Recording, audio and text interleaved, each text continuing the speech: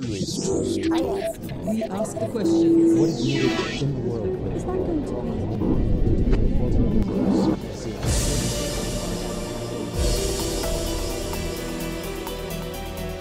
Hello, today on Talk to Al Jazeera, the elections in Nigeria. As millions of people were getting ready to cast their vote in elections later this week, the announcement came on Saturday. The vote, here in Nigeria, has been postponed for 6 weeks. The reasons behind the move now fodder for speculation.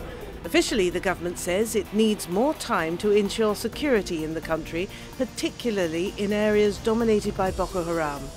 Members of the opposition, though, see it as an attempt by President Jonathan to buy time against his leading opponent, former General Muhammadu Buhari. The former general, who attended the Army War College in the United States, is 72 years old and has a long involvement in the country's military and political establishment. His political home is in the northeast, where he served as governor in the 70s. That's the area now dominated by Boko Haram. After staging a military coup against a democratically elected government, he ran Nigeria for almost 2 years, from 1984 to 1985. He subsequently ran for the top job again in the elections of 2003, 2007 and 2011. He lost them all. During his reign, there were allegations of heavy-handed rule, secret tribunals, curtailment of civil liberties, executions for crimes that were not capital offences. Many in Nigeria are now wavering. They're attracted by the promise of a military man on the one hand, and on the other, there's concern about the man's own record and his agenda. And now, suspense as the democratic process is delayed. Well, joining us now from his home in Abuja, the Nigerian capital, is Major General Muhammadu Buhari. Thank you very much indeed for talking to us here at Al Jazeera. Can I start by asking you what your reaction is to the announcement of a 6-week delay to the elections? They're now scheduled for the end of March. Well, my reaction is that of extreme disappointment, because as the National Council of States, the chairman of INEC, Independent Nigerian Electoral Commission, gave a detailed brief of their activities from 2011, that's from the last general election to then. And they clearly said, or he said, that they are ready to hold the election. Now, you've called this decision to delay the election provocative. What do you mean? Well, because there is no need for it. If the same military cannot secure 14 local governments out of 774 in 6 years, how can we be sure they can secure those 14 local governments in 6 weeks? But the Election Commission seems confident that this 6-week window will allow for the particularly vulnerable areas in the northeast to become calm. And also there is the international force made up of Nigeria plus some of its neighbours who are prepared to launch an offensive against Boko Haram operatives in order to calm the security situation in the northeast. Well, I believe Nigerians are grateful to our neighbors that have eventually agreed to come and salvage our country for us, for good neighborliness, so that they too are not threatened by the instability from here, from Nigeria. But the bottom line, as far as informed Nigerians are concerned, is the massive corruption in government. Where is the vote for weapons, for the military, for the police, and the training money is going to? Can we talk about this a little bit more later on? But can I just get you to stick to this new window, this 6-week window? What sort of effect is this going to have on your own election campaign? Can you afford it? We have to afford it because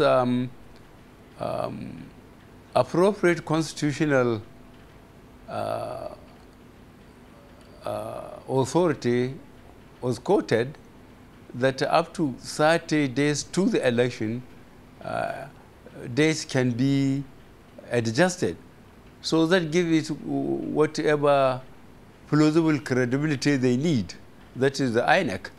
So we are going to appeal to our supporters to give INEC the chance and reach the maximum allowed by the Constitution, that 30 minutes or 30 days to the swearing in of the new government, central government, elections must be conducted.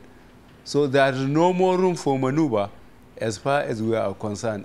You seem rather sceptical as to the reasons given by the Electoral Commission for the delay.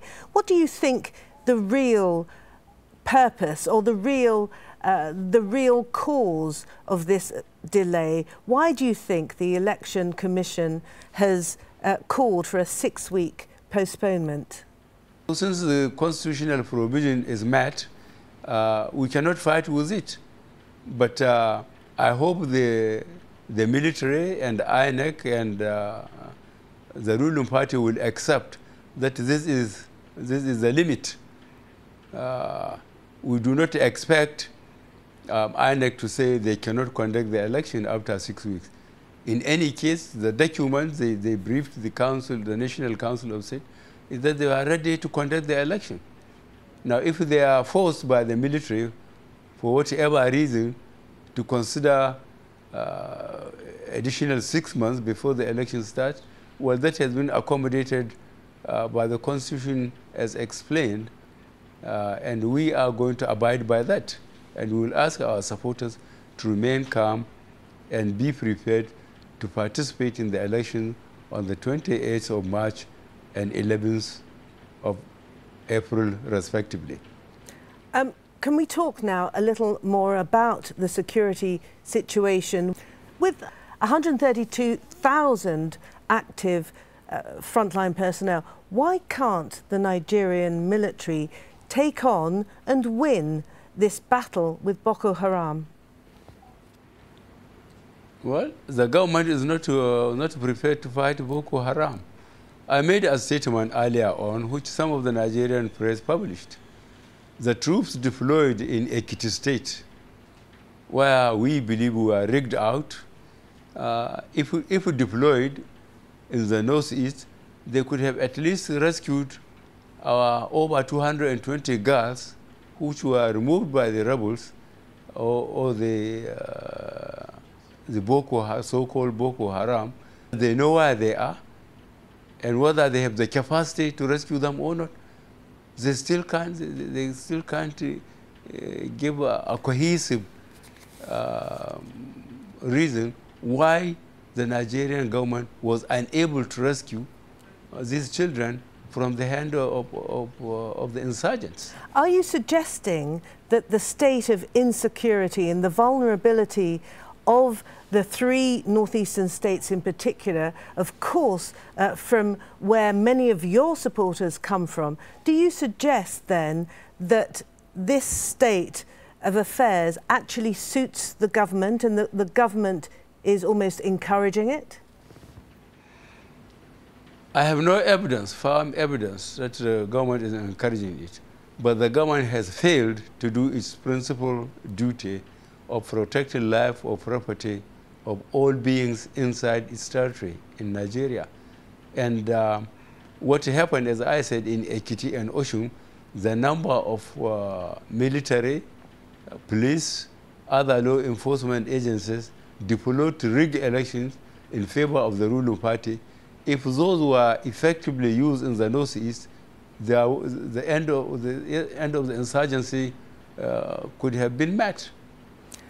Now you have and what I'm saying, the bottom line is that the government is not serious about curbing the insurgency in the northeast. You have vowed to make security one of your first priorities should you come to office. How will you go about it? Well, firstly is to understand why the military from Burma in 1945 to Zaire, Democratic Republic of the Congo in 1960, to Liberia, to Sierra Leone, to Darfur, Nigerian military earned the respect of the international community. But now here they are, they cannot secure 14 local governments in their own territory. People can hardly comprehend this slide, how we deteriorated, and that our neighbors, that everybody know, they too know that we can help them, are now the ones that are fighting these insurgents for us. This is embarrassing. It's embarrassing, would you say? Extremely embarrassing. Can I ask you, as a military man, we know where the Chibok girls are. They're in the Sambisa forest, admittedly a very large place bordering Cameroon. If you were to become president, what would you do to get those girls back and to assure other girls and young women, particularly in the northeast of the country, that they can resume their studies in safety? I didn't know what effort the government has done so far. Whatever effort it is, it wasn't good enough until the neighboring countries were constrained in their own interest to start coming into even Nigerian territory to fight Boko Haram to secure their own territories. What I expected much earlier on, this thing has been on for more than 5 years, was the Nigerian government to initiate a high security coordinated meetings and action with Cameroon, Niger, and Chad.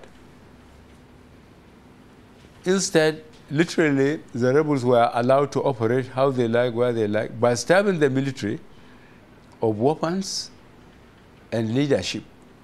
So how would you reverse this international proportion? If you were to get to Aso Rock? Yes, well, we can reverse it, but if we get there, and God willing we shall, is to see first why has the Nigerian military's credibility has been so thoroughly undermined by this government. And then we have to quickly see how much they need, because there are enough of them that are committed to perform their duties to defend their country, and with the cooperation of the neighboring states, as they have started now, to flush Boko Haram out of Nigeria. Can we talk a little now about corruption? Of course, that's another major plank of your manifesto. Nigeria is, of course, the largest African economy, and it has the largest amount of graft. In fact, the name Nigeria is almost synonymous with corruption. What's the first thing you intend to do, should you become president, to stop this? What we could do, without rocking the boat further, is just to draw a line. Whatever cases are with the judiciary and law enforcement agencies, will allow them to proceed. And we move forward from 30th of May this year.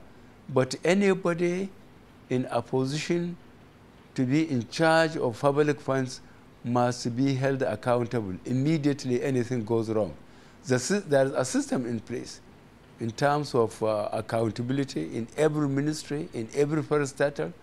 The important thing is just as the saying goes for a fish, if the head is rotten, the rest of the body will go rotten as well. Would you be prepared then, General Buhari, to prosecute? Would you take the perpetrators to court? Well, what I said, what is in court will allow the court to continue. Then we draw a line.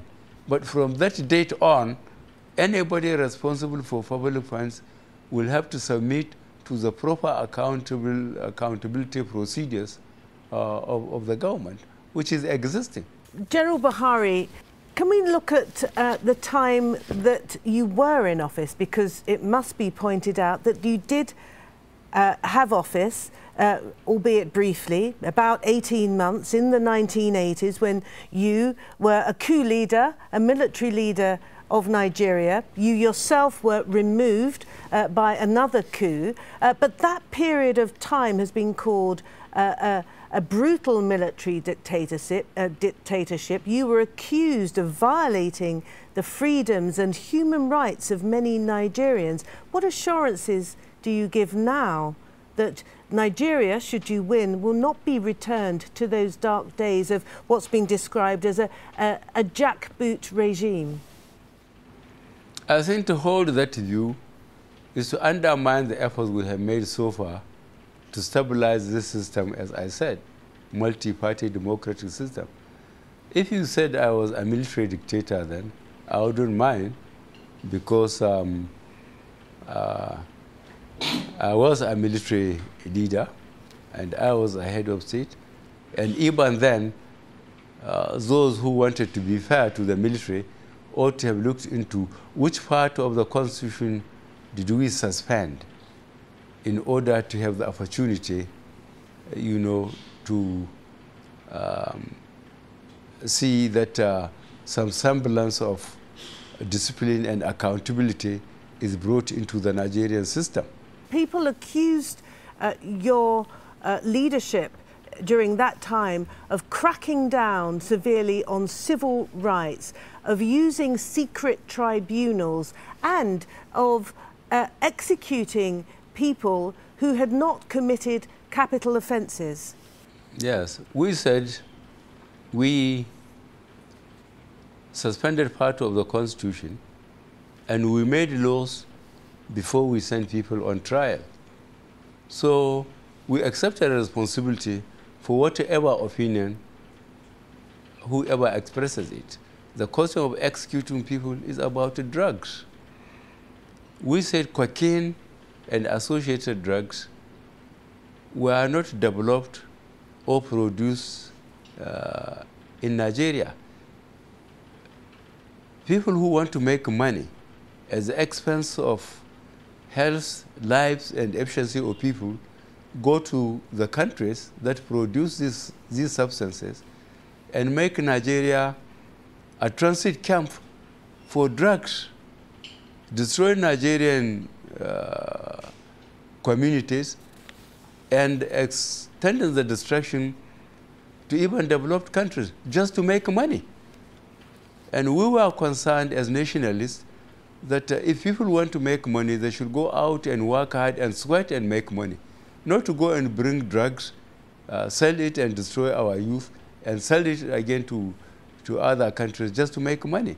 And we made the law that whoever did that should be executed. Let him go and spend the money elsewhere, but not in Nigeria. The second accusation made that we trample on human rights is about the Nigerian press.